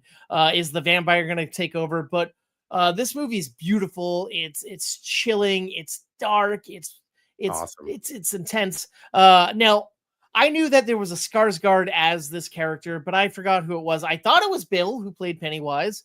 But then I saw it. I'm like, oh, that might be Peter or someone else. This doesn't look like him. It doesn't sound like him. The voice is menacing and different, and it doesn't look like him. And that's because it turns out it is him. But the only things that's real on him is his eyeballs and the bottom of his feet. Everything else is prosthetic. And what they do so brilliantly here, you never get to see what Count Orlok looks like for the first act and a half. About two, he's always surrounded in shadows, or you see his back, but it's always menacing and creepy when we see him from those angles. And his castle that he lives in is so cold and vacant and just awesome looking. The town is Victorian English style looking. The wardrobe puts you in that time period. The cast is stellar. Bill Skarsgård, Willem Dafoe, Lily Rose Depp, Emma Corrin, Nicholas Hoult, Ralph Innes, Aaron Taylor Johnson, and some other familiar faces. If you like Eggers' other films like The Witch or The Lighthouse, you're gonna like this. If you like vampire movies, you'll like this. What I like, they do something different. Opposed to sucking blood from the neck, he sucks blood from the chest to get to the heart cavity easier. That's kind of fun and crazy to see. There's a lot of practical effects in this. I believe practical lighting. This movie's beautiful. And Lily Rose Depp really, she kills it. The range that she has to go through in this movie, and it's something. The cinematography is stellar. Badass. See it in theaters if you can see it on film. I haven't seen it on film yet. I gotta go check it out. It's only like 30 theaters, I think. If it's near you in film, check it out. But definitely see it with an audience, I think, to get that vibe. I'm gonna give Nosferatu 3 slices of toast. Really fun time. Badass, man. Nothing that's awesome. new being done here, but it's definitely refreshing and feels like an older style film, which is nice. Perfect. I was hoping you're going to give this high marks, man. I'm glad to hear it. This is what I'm definitely looking forward to. Not a big sell for my family. If we were to if it came up while we were up in Oregon to go see a film, this wouldn't be on the short list of stuff everyone else would want to see. So I'm kind of shocked. I was thinking maybe Val might have had a screener for it. I was hoping maybe you might have got to check it out. I think it is on there, so it's probably going to be likely how I'll watch it. But now, you mentioned there are screenings on film available. I'll have to look up and see if there's something close by. That would be sick. And it's interesting. This movie is 2 hours and 12 minutes. It does feel a little long, but there's a lot going on, and there's a lot of nuance in this film. So nice. It's a lot to develop. That's a lot of 100%. Totally. Yeah. And then I got one more Christmas release to talk about. The new Bob Dylan biopic, A Complete Unknown. Nice. Now I'm going to leave this off. I've told you off mic. I don't listen to Dylan. I've never been intrigued. I'm not a big folk music guy. But I gotta check everything. Like we said before, it's worth always seeing a movie once to give it a shot. And I mean, I like the people behind this movie. This is a James Mangold movie. Yeah, some Timothy Chalamet action. Yeah, I mean, I don't even know where to begin. Let's start with the cast right there. Timothy Chalamet is fantastic. Monica Barbaro. I don't really know her. She plays Joan Bees.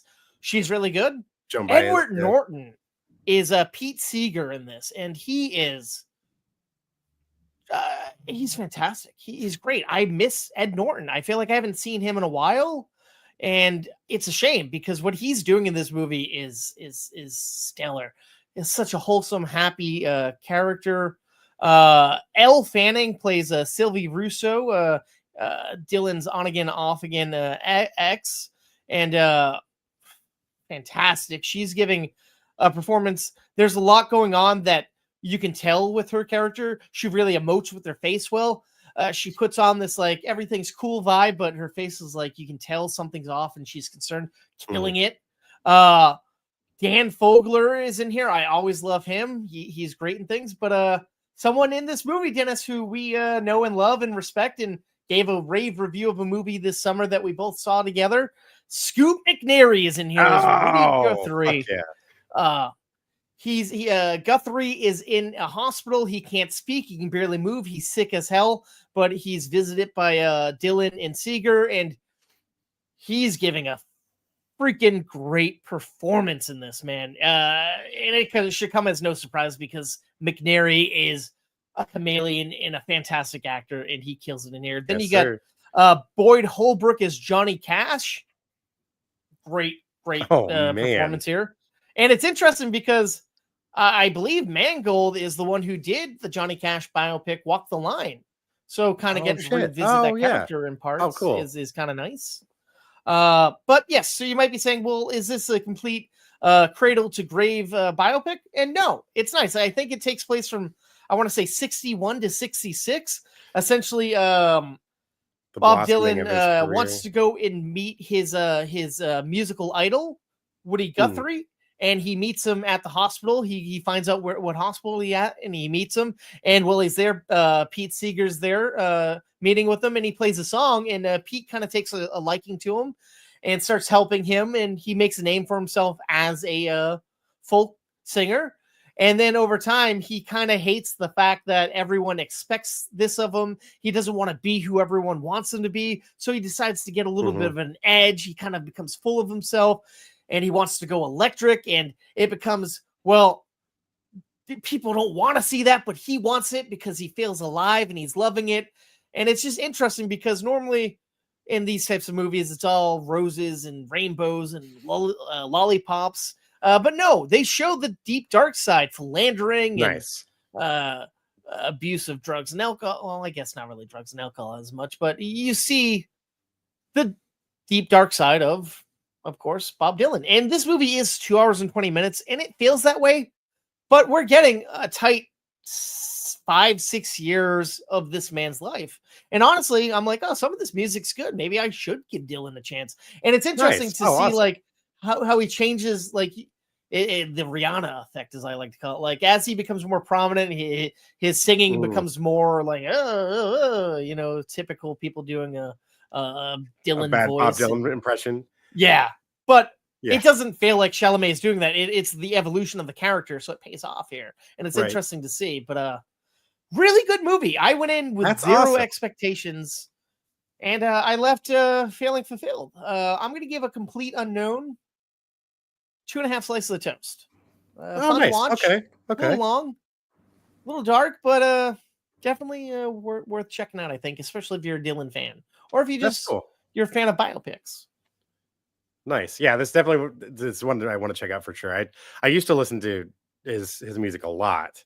Not quite as much, but it still holds a fond place in my heart. So especially that era, when you go through the 60s and into the even early 70s, there's some I think the classic Bob Dylan stuff, especially a lot of the hits, the songs that people think of when they think of Bob Dylan was right around that era. Yeah, that switch, like you said, when he went electric, and that it was definitely a change.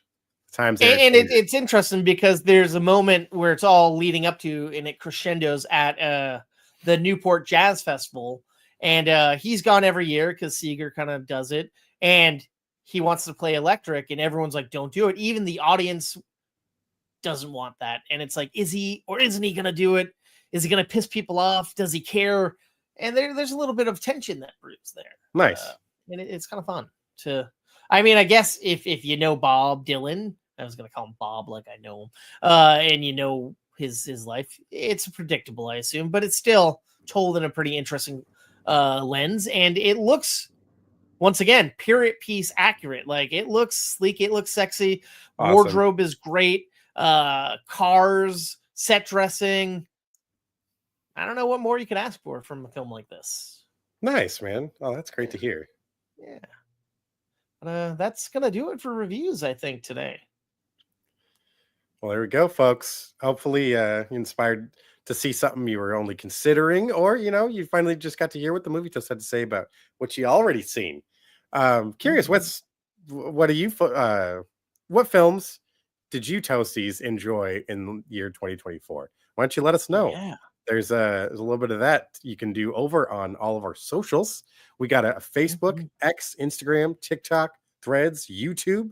Search for us at movie_toast, and you can follow along as Adam's got some incredible content coming our way, especially with his top 24 of 2024. Please come check that out. Yes, I'm looking forward to putting that out. Putting a button on the end of the year there. Yeah. And say you like the show, you don't like the show, you think there's some segments that are great, some segments that are lacking. We want to know what you think about the show. If you can leave us a review over on Apple Podcasts, Spotify, wherever you get this podcast, we want to make the show as golden crispy as possible for your listening or viewing pleasure. Please. Let us know what you think. And yeah, exactly. Your input helps keep the toast as buttery as can be, and it only gets the show better and better. So please let us know what you think. But you don't want to follow us, you don't want to review us. There's one little favor that we ask of you that's free, simple, and easy to do, and it benefits you and everyone around you. That's right, folks. Please stay toasty. I'm the Dennis, they're the kings of the real. Reviewing new movies, they keep it real. Coast to coast, from LA to the east. On the podcast show, they feast on the beast. Adam's bringing knowledge like he's Professor X. Dennis with cuts deeper than Wolverine's claws. I guess Marvel, DC, they know them all by heart. Breaking down the plot, tearing every scene apart. They got the juice like Tarantino's Pulp Fiction. Breaking down movies with a sharp precision. Adam coming in hot like a John Wick hit. Dennis bringing the heat like the climax of a Tarzan flick.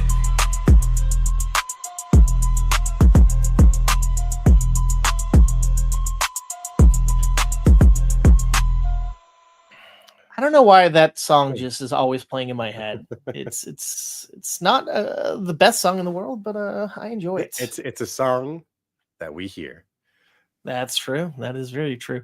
Oh man, speaking of how we like to complain a lot about shitty movie theater etiquette, there's some that I have to report on right now with you.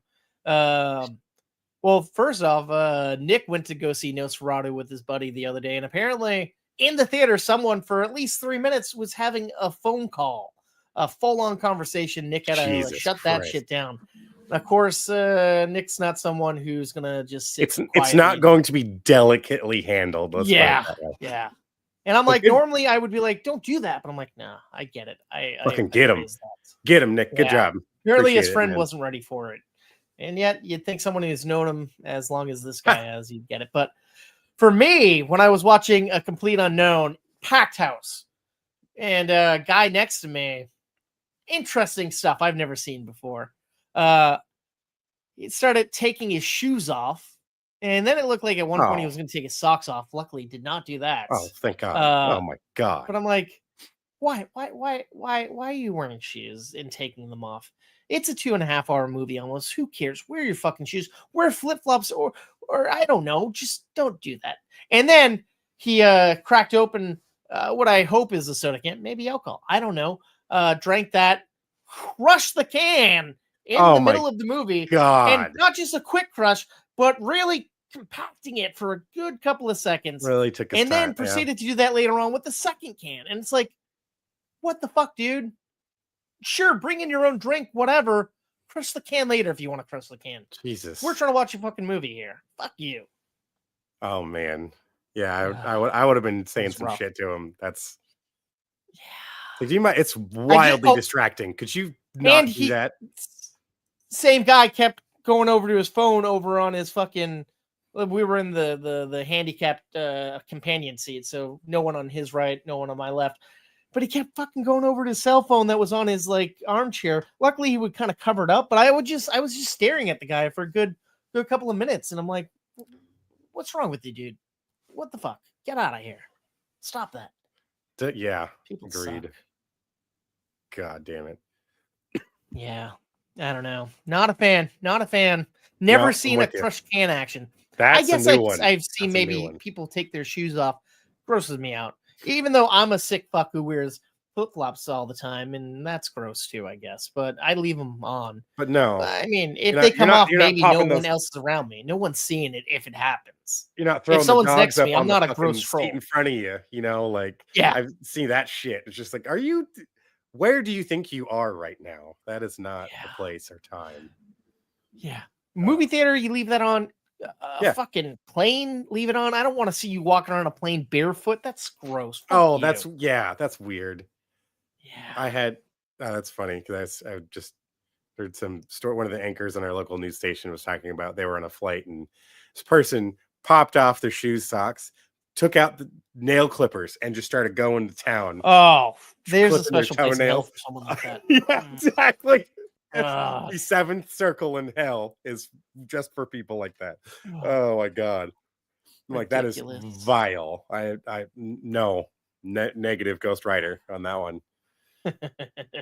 Oh man! Well, I gotta say that was an interesting lineup of films. I love that. Yeah, it was a diverse collection of things.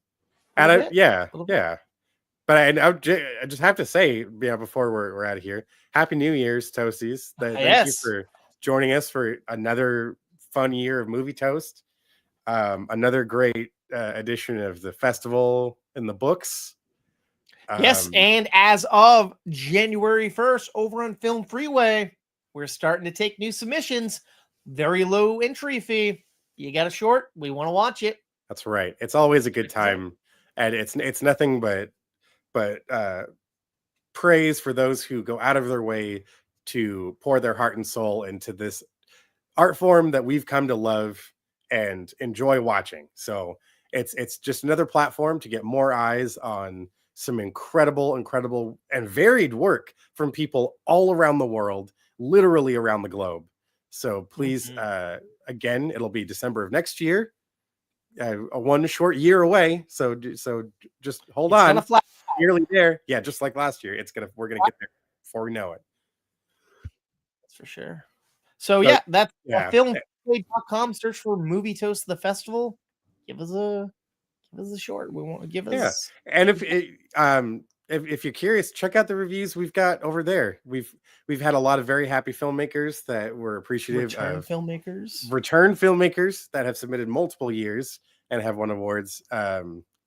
It's a lot of fun.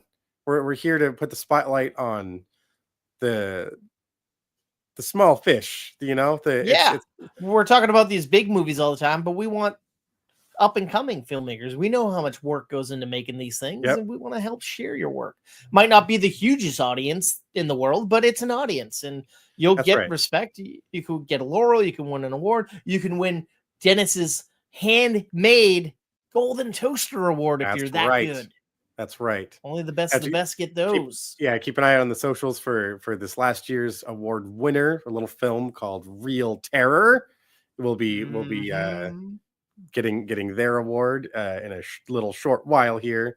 So it's a lot of fun. It's just a good time. Yes. We're here to celebrate film, short film, and just have a good time watching it. So yeah. But until then, like Dennis said, Happy New Year's. Hopefully it's a good, safe one and you get to enjoy it. Yeah, let's watch some good movies in 2025, huh? Let's see what we got to see. 100%. All right. Thanks for listening. Thanks for watching. We appreciate you. Yep. Thanks, Toasties.